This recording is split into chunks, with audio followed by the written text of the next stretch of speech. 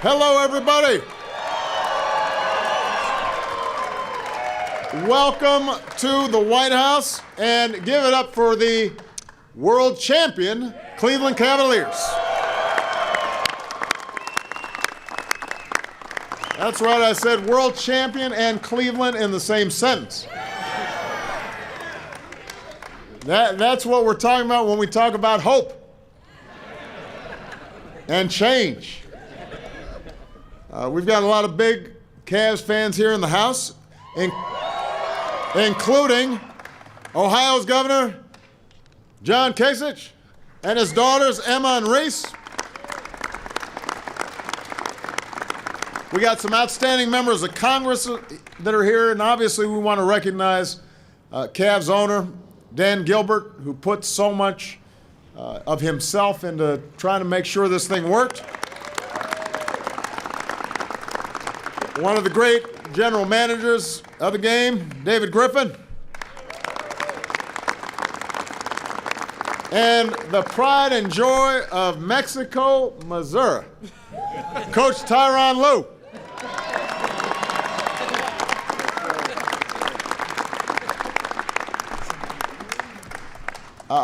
I also, before I go any further, want to give a special thanks to J.R. Smith's shirt for showing up. I wasn't sure if it was going to make an appearance today. I'm glad you came. You're a very nice shirt. Last season, the Cavs were the favorites in the East all along, but the road was anything but stable. And I'm not even talking about what happened on the court. There were rumors about who was getting along with who and why somebody wasn't in the picture. And LeBron's tweeting, and this was all big news. But somehow Coach Lue comes in, and everything starts getting a little smoother. And they hit their stride in the playoffs.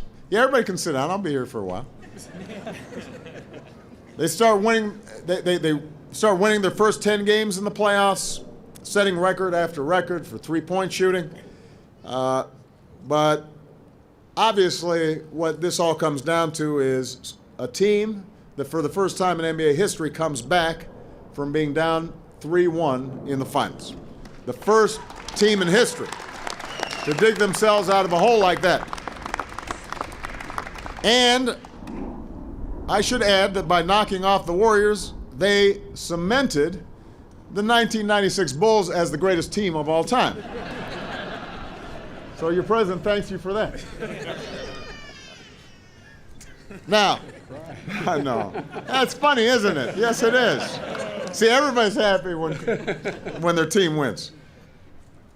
The comeback was remarkable, and you learn about people when they're down against a historically good Warriors team.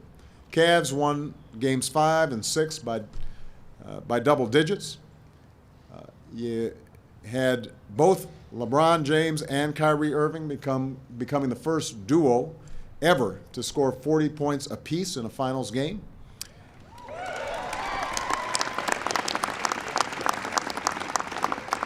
And then, in Game 7, the Cavs fall behind on the road, only to fight back and lock up the title with an unbelievable 2 minutes.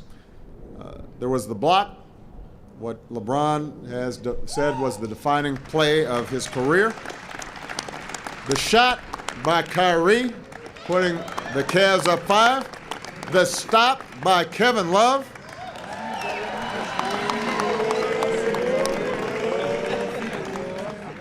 Boy, I mean, Kevin was moving. I hadn't seen defense like that.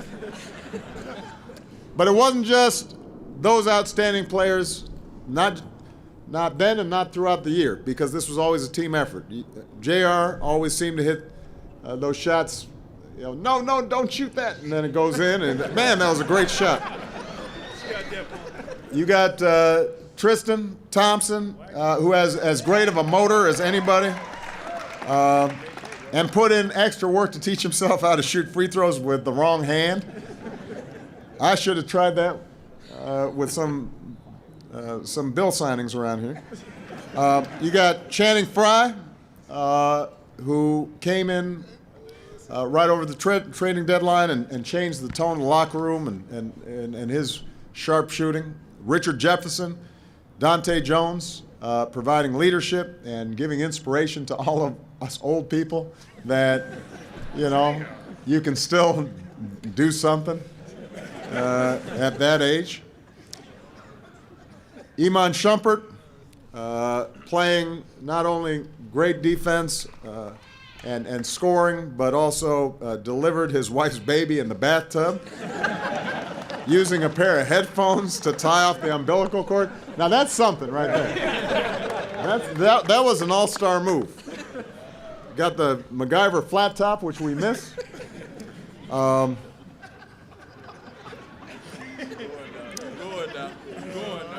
of course, there's the guy LeBron calls his favorite player of all time, James Jones. The two are a package deal. 6 straight finals appearances. Their names even go together. LeBron James Jones.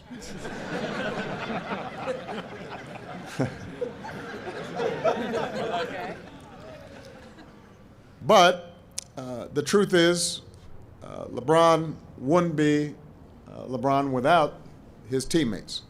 Kyrie, Kevin, Tristan.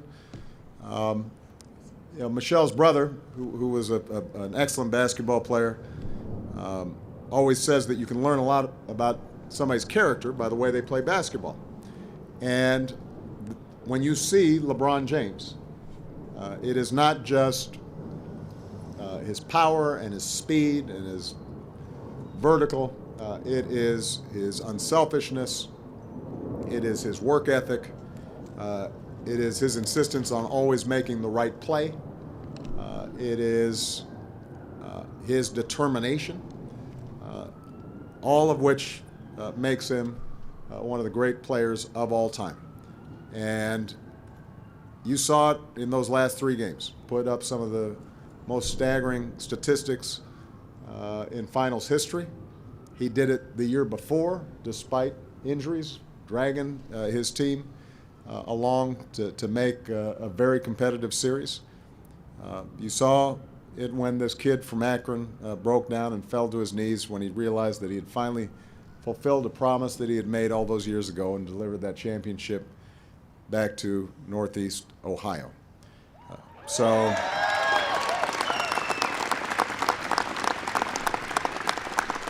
this is a player, and this is a team that knows what this title means to Cleveland. This is a city that's, throughout sports history, been through a lot. The fumble, the drive, Jordan over Elo, a whole lot more.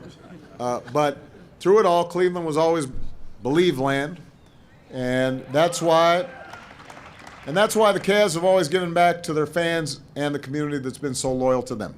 Over the last 22 years, they've given more than $23 million to local charities. And more than just the money, players and coaches have made about 200 visits annually to schools, hospitals, food kitchens, and more, including assisting educational programs that reach more than 100,000 kids in Northeast Ohio.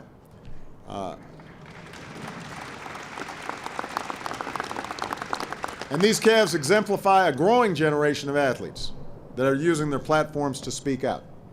We've seen Kevin on combating campus sexual assault, LeBron on issues like gun violence and working with Michelle to help more kids go to school, go to college. His foundation is doing something incredible, paying college tuition for 1,100 kids from Akron.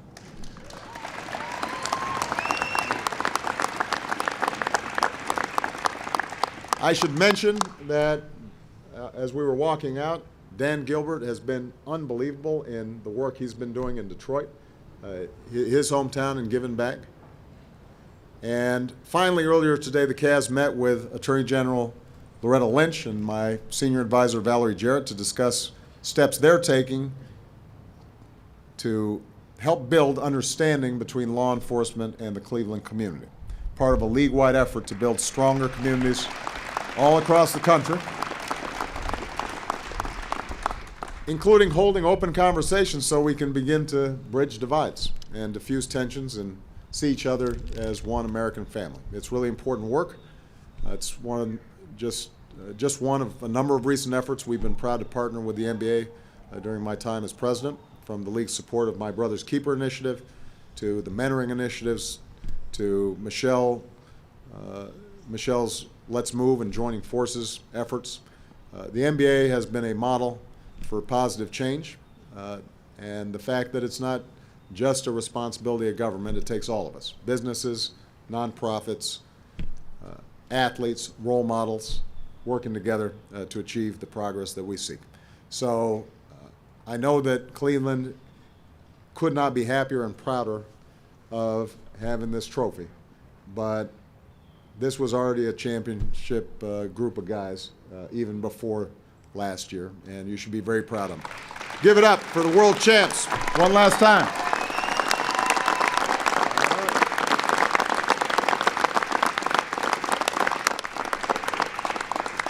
Dan, you want to say anything?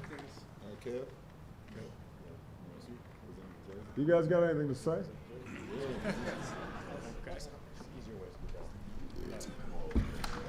Come on, Kev.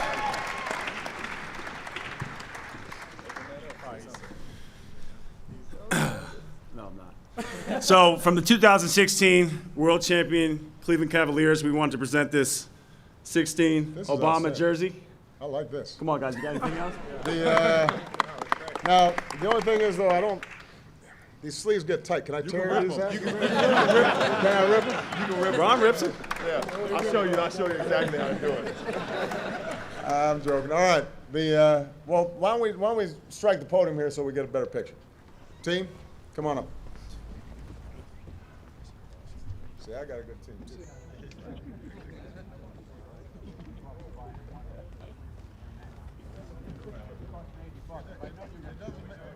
There's nothing wrong with having two of them. Come on. Get back in your spot. Feet.